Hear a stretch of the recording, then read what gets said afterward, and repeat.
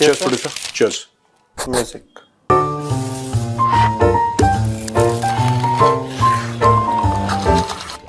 Cheers.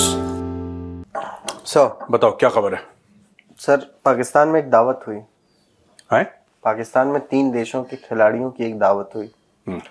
वो दावत Chinese sponsored थी, सीपेक ने करवाई थी बेसिकली। ओके। अब उस दावत के बाद श्रीलंका के जो कैप्टन है चरित असलंका और असिथा फर्नांडो, हाँ। बॉलर हैं उनके, दोनों बीमार हुए। आय, आय, आय।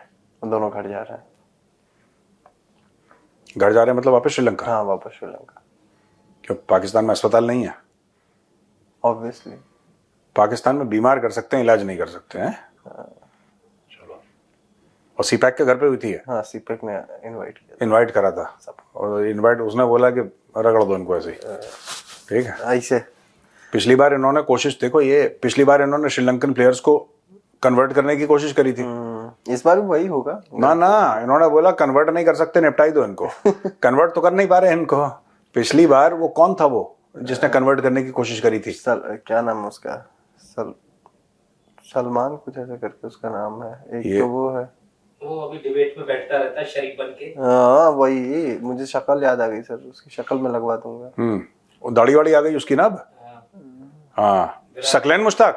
नहीं, विराट कोहली का लुक लेके चलता है वो। विराट कोहली जैसे लुक है और अभी इतना ज्ञान दे रहा, पहले ये भी यही काम करता था। विराट कोहली जैसी लुक तो किसी के पास नहीं है पूरे पाकिस्तान में। नहीं, वो है थोड़ा सा Pakistani cricketer. Virat Kohli light type का होगा ना? हाँ, विराट कोहली लाइट भी नहीं है सर, वो अल्ट्रा लाइट है। और तुम क्या ढूंढ रहे हो? विराट कोहली लाइट ढूंढ रहे हो उस पे? नहीं, वो तो नहीं ढूंढ रहा। बासी बिरयानी खिला दी होगी सर। बची कुची। सलमान, अरे छोड़ो, नहीं मिल रहा है सर। अरे छोड़ो ना यार, कुछ तो नाम था। Doesn't matter, is a Pakistani, doesn't matter. Anyway, तो बेसिकली ये है कि पहले इन्होंने श्रीलंकन्स को कन्वर्ट करा, जब एक को भी कन्वर्ट नहीं इन्होंने निपटाओ इनको। ये है इनकी साजिश, है ना? साजिशी तो हिंदू हुआ करते थे, ये कैसे हो गए? ये कैसे होगा? हमसे सीख रहे हैं। सर वैसे एक मैच हुआ था अभी परसों, इंडिया ए और पाकिस्तान शाहीन्स के बीच में, तो वो जीत गए पाकिस्तानी। अब पाकिस्तानी इतना एक्साइटेड हो गए उसी एक जीत से कि मतलब कह नहीं सकते। उन्होंने ये बोल दिया कि अब उसी मैच में आई थिंक 25 बॉल में 48 या कुछ रन मारा इसने, वैभव सूर्यवंशी ने। उसके बाद वो आउट हो गया। पाकिस्तानी क्या लिख रहे हैं कि IPL star failed in front of Pakistani bowlers. सुनो यार, ये सब ना क्रिकेट, हम लोग क्यों क्रिकेट खेलते हैं आतंकवादियों के साथ, मुझे आज तक ये समझ में नहीं आया। जब इंडिया इनके साथ खेल रही थी फाइनल में, तब भी हमारी शो में हमने कोई कमेंट नहीं दिया, क्योंकि हमारी एक स्टेटेड पोजीशन है। और मैं किसी भी अगर पोजीशन ऑफ अथॉरिटी में होता तो सबसे मैंने बोलता कि ये दहशतगर्दों के साथ खेल क्यों रहे हो यार? ये जितने भी पाकिस्तानी क्रिकेटर हैं दहशतगर्द हैं, इनके साथ खेल क्यों? मुझे समझ में नहीं आ रहा कि इनको खेल क्यों रहे हैं उनके साथ हम लोग। बात ये नहीं है कि कौन जीता कौन हारा, वो पागल हो गए, ये हुआ आईपीएल। देखो, ये पूरा जो पाकिस्तानी आईपीएल का नाम लेते हैं, आप कभी भी इनके बड़े सितारों का देखना, जो भी बड़े स्टार्स हैं इनके, आप कभी भी इनके टेलीविजन पे कमेंट्स देखिए, ये हर समय कंपेयर करते हैं। क्योंकि जिसको हीन भावना होती है, जिसको इंफीरियरिटी कॉम्प्लेक्स होता है, वो कंपेयर करता है। पॉइंट। जिसको पता है कि वो छोटा है, जिसको पता है कि वो घटिया है, सी कैटेगरी का भी, वो क्या करेगा कि वो कंपेयर करेगा। अब पाकिस्तानी आईपीएल में पता है आपको क्या लगता है, वो माइक घुसा रहा है उसके मुंह में सड़क पे, यूट्यूबर।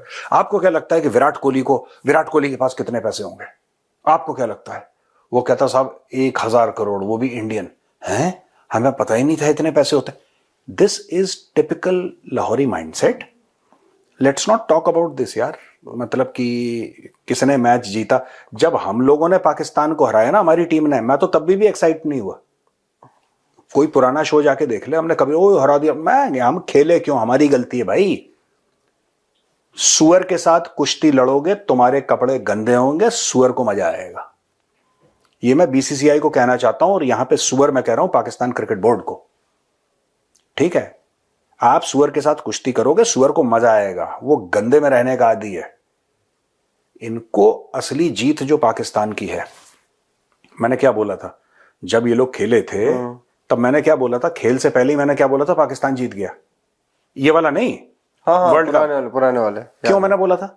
मैंने इसलिए बोला था खेल से पहले पाकिस्तान जीत गया, क्योंकि ये जाहिल पाकिस्तानी हैं, मदरसे छाप, जिनको फर्क पड़ता है कि कौन जीते कौन हारे। आसिम मुनीर को थोड़ा ना फर्क पड़ रहा है।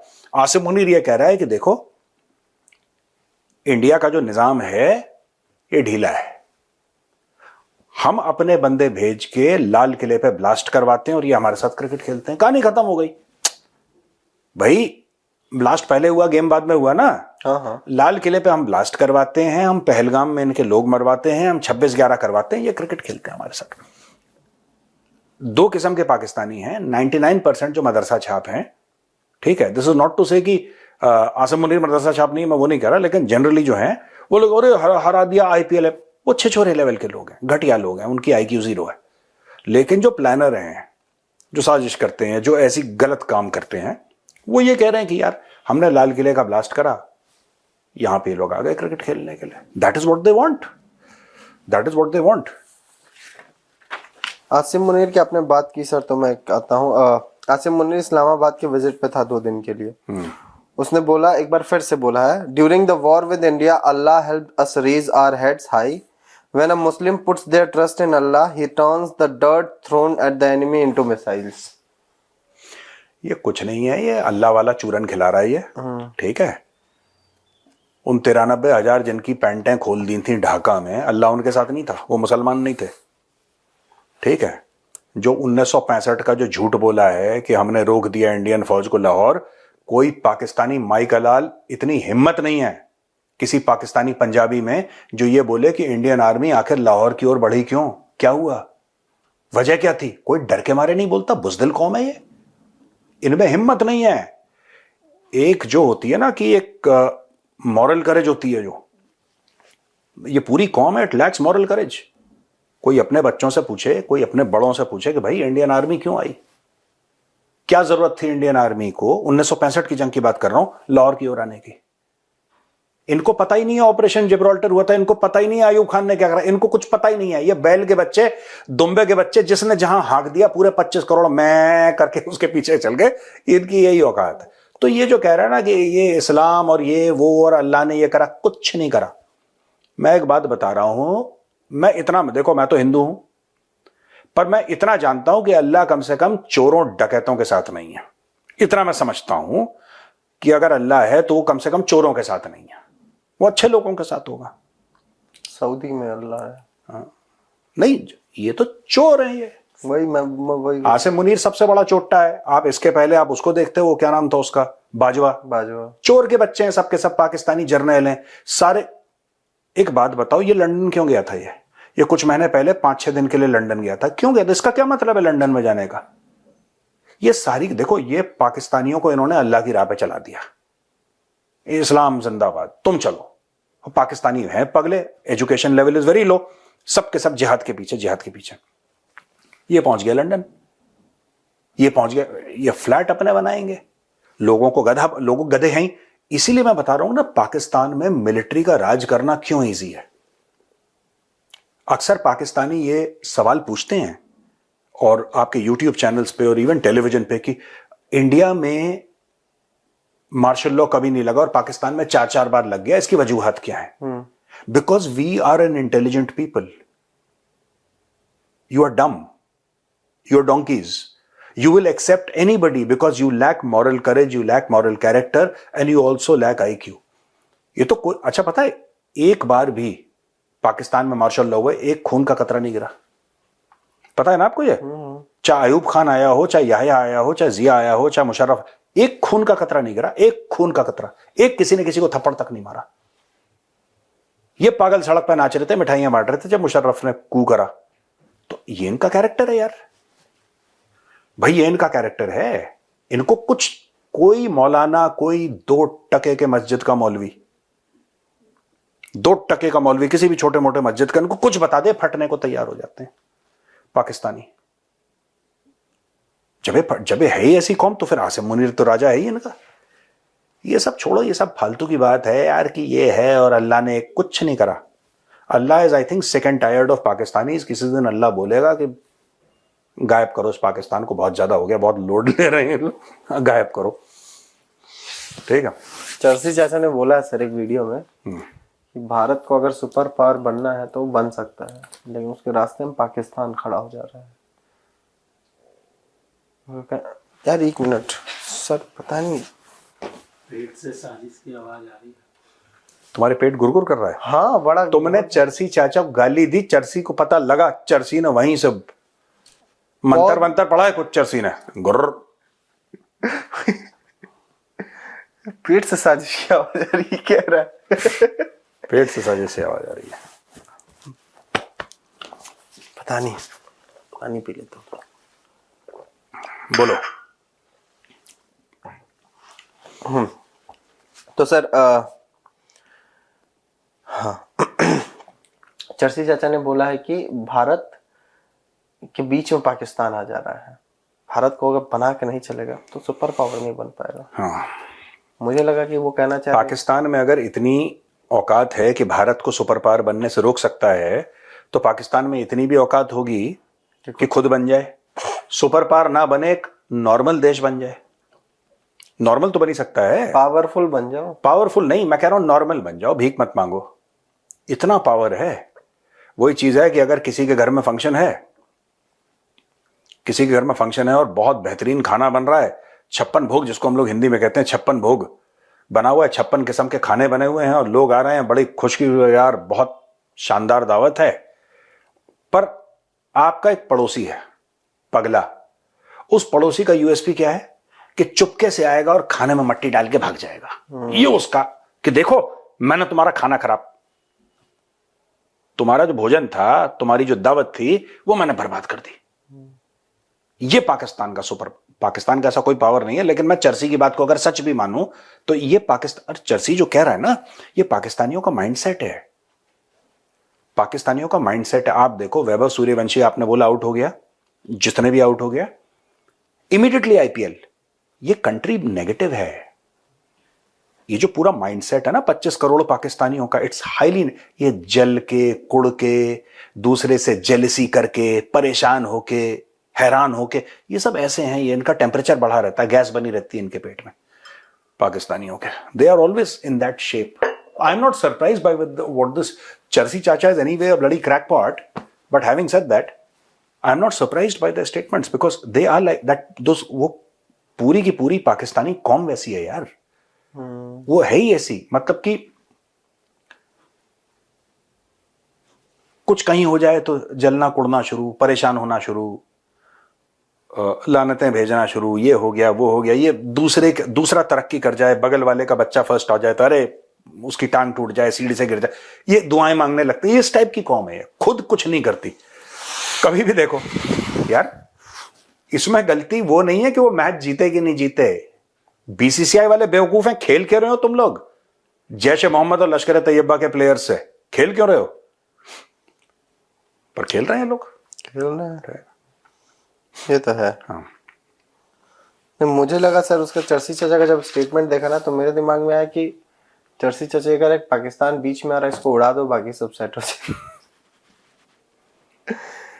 सर पाकिस्तान में एक बड़ी टेंशन चल रही है।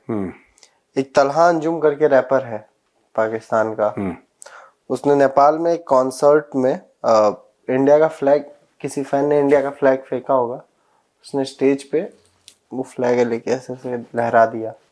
पाकिस्तानी परेशान हो गए। यार देखो सुनो, ये सब फालतू की बातें हैं। हमारे प्यारे तिरंगे को अपवित्र करने का क्या मतलब है? पहली बात तो पाकिस्तानी ने हाथ कैसे लगाया, दूसरी बात तो झंडा फेंका किसने? ठीक है, no Pakistani has any business putting his dirty hands on the try colour.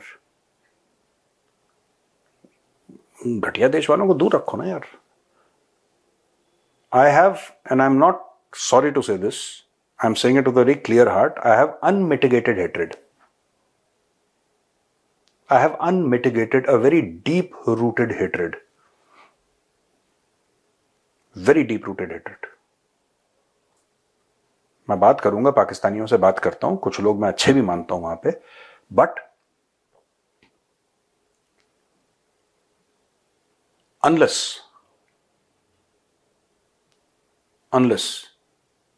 something very, very serious is done to Pakistan, the world will suffer because of this cancer, यार. ये जो कैंसर है ना, ये पूरी दुनिया में फैलेगा. ये the cancer called Pakistan. It's a very cancerous ideology. It's a very cancerous ideology. मैं बता रहा हूं.